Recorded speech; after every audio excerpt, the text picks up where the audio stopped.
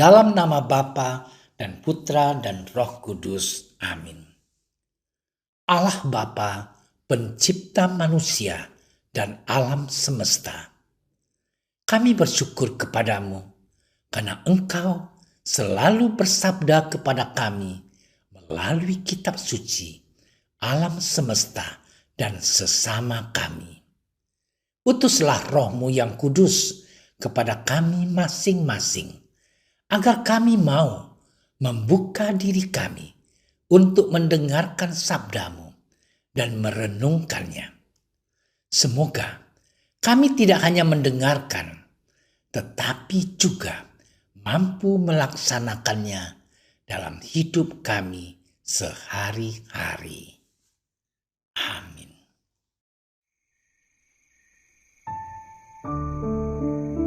Sekali peristiwa, datanglah orang-orang Farisi dan bersoal jawab dengan Yesus.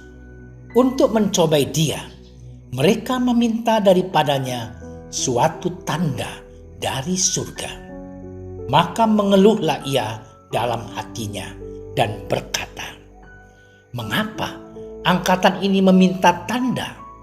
Aku berkata kepadamu, sesungguhnya kepada angkatan ini sekali-kali tidak akan diberikan tanda."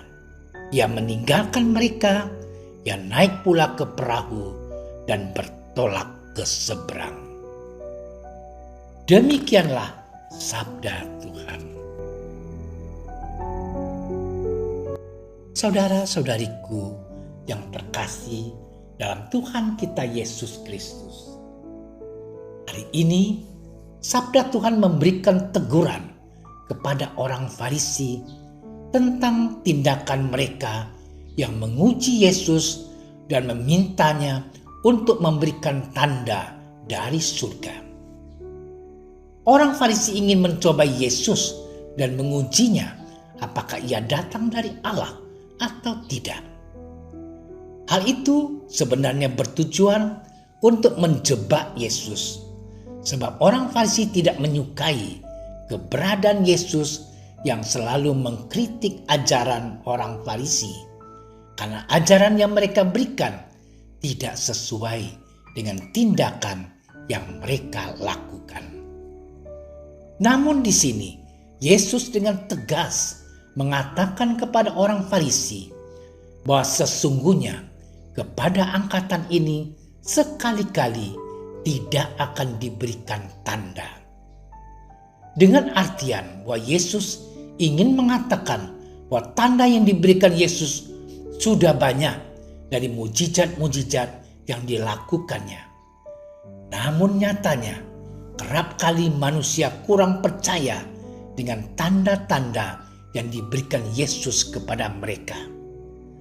Di sini Yesus ingin mengajarkan kepada para murid agar tidak menjadi seperti orang Farisi yang selalu menuntut tanda. Namun sedikit pun mereka tidak pernah percaya kepada Yesus. Yesus menghendaki agar para murid tidak hanya sekedar menuntut tanda, tetapi juga memiliki iman yang kuat akan kehadiran Yesus sebagai tanda keselamatan dari Allah sendiri. Saudara-saudariku yang dicintai oleh Tuhan, dalam perjalanan hidup ini kita kerap kali menuntut tanda yang berasal dari Tuhan. Kita seperti orang Farisi yang selalu menuntut Tuhan untuk memberikan tanda kepada kita.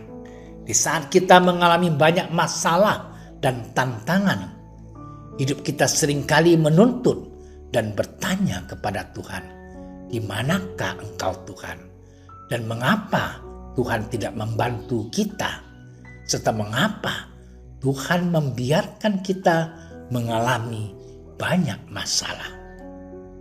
Saudaraku yang terkasih, tuntutan itu selalu kita arahkan kepada Tuhan.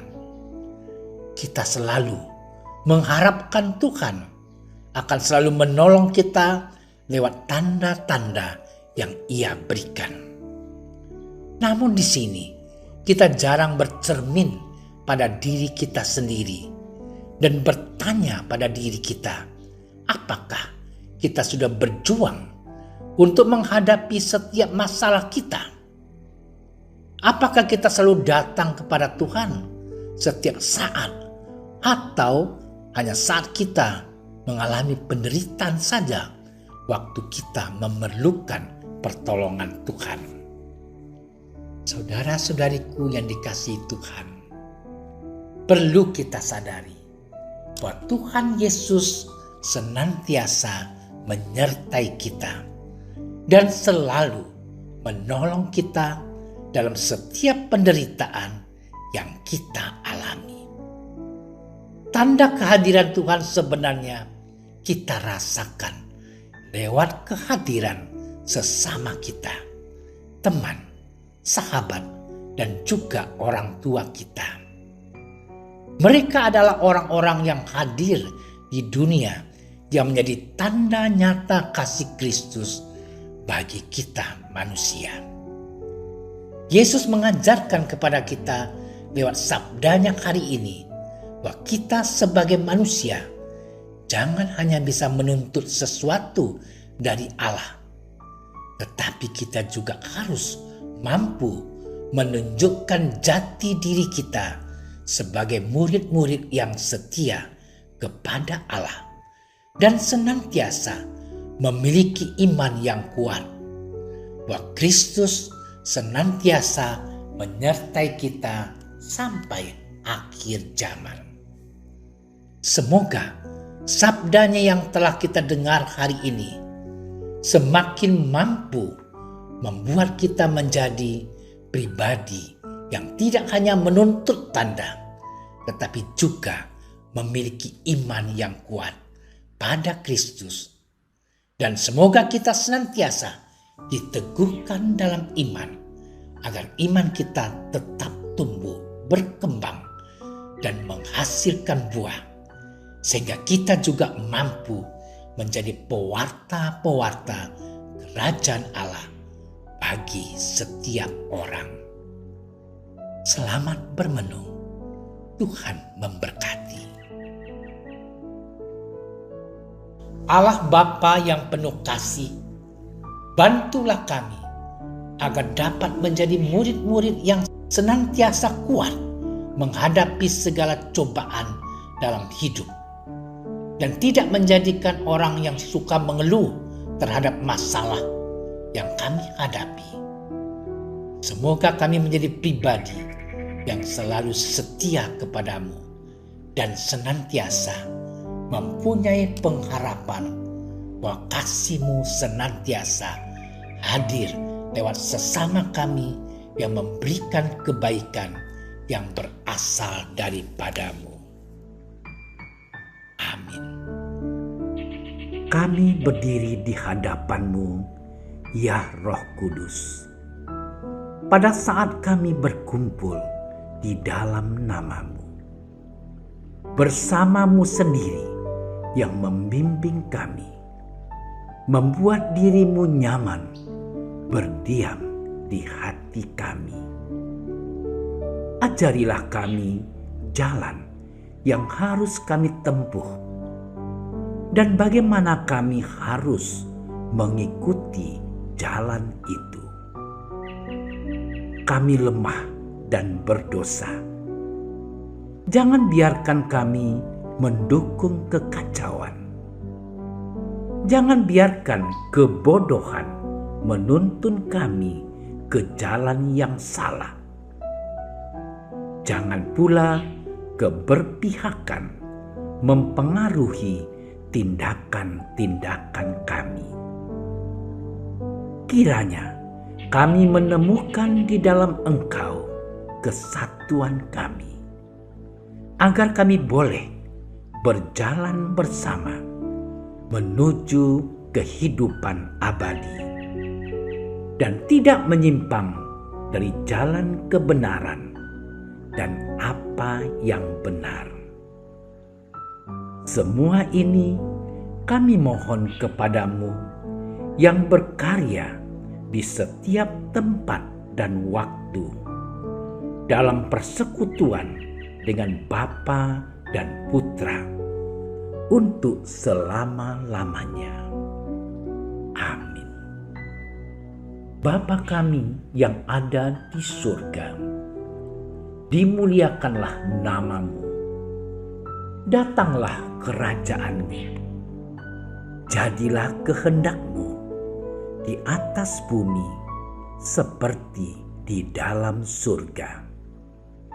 Berilah kami rezeki pada hari ini, dan ampunilah kesalahan kami, seperti kami pun mengampuni yang bersalah kepada kami.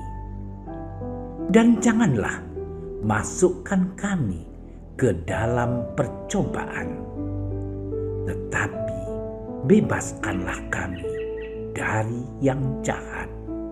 Amin. Salam Maria, penuh rahmat, Tuhan sertamu. Terpujilah engkau di antara wanita, dan terpujilah buah tubuhmu Yesus. Santa Maria, Bunda Allah, doakanlah kami yang berdosa ini, sekarang dan waktu kami mati. Amin. Kemuliaan kepada Bapa dan Putra dan Roh Kudus, seperti pada permulaan, sekarang, selalu, dan sepanjang segala masa. Amin.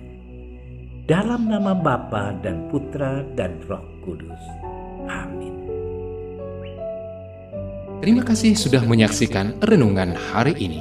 Jangan lupa like, subscribe, dan aktifkan tombol loncengnya agar Anda yang pertama mendapatkan notifikasi updatean renungan harian dari Komsos Keuskupan Padang. Dan bagikan ke sosial media agar saudara-saudara kita dapat mendengarkan dan merenungkan firman Tuhan.